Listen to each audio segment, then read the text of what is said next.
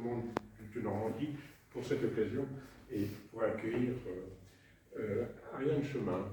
Je suis très heureux d'accueillir et de vous présenter Ariane Chemin. Et j'ai 3 raisons d'être heureux. La première, c'est que je suis heureux. Et la deuxième, c'est que Ariane est grand reporter au journal Le Monde. Elle vous expliquera ce que ça veut dire être grand reporter au journal Le Monde.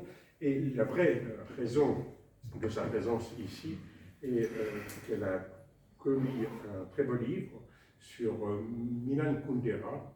Et ça n'était pas une chose très facile du tout, parce que Milan Kundera avait décidé de sa disparition. Il avait décidé de s'effacer du monde et de ne plus exister d'une certaine façon.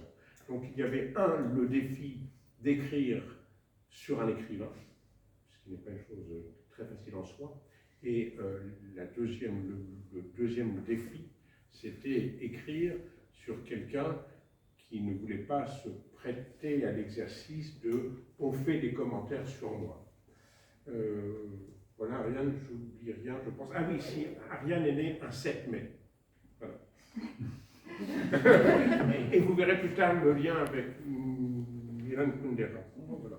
Alors, tu parles de défis, mais tu en oublies un, c'est que je vais parler de Milan Kundera devant des gens qui le connaissent mieux que moi.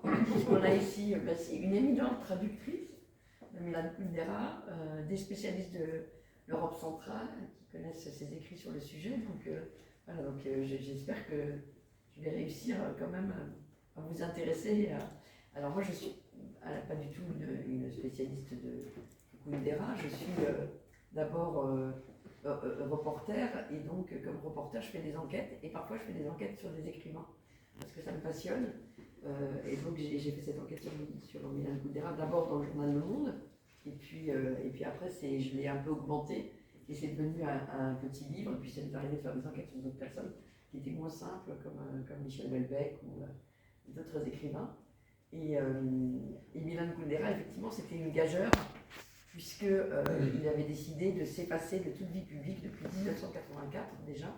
Et pour tout vous dire, l'idée m'est venue parce qu'un jour, j'étais dans une rue de Paris, dans le 6e arrondissement, et j'ai vu un couple qui avançait, en fait un couple qui m'a bouleversée, je crois, enroulé, un homme et une femme enroulés presque l'un à l'autre, âgés. Et j'ai reconnu Milan Kundera, et il s'était tellement effacé, il avait tellement décidé qu'il n'écrirait plus, que je le dis sans aucune provocation, mais je croyais qu'il était mort.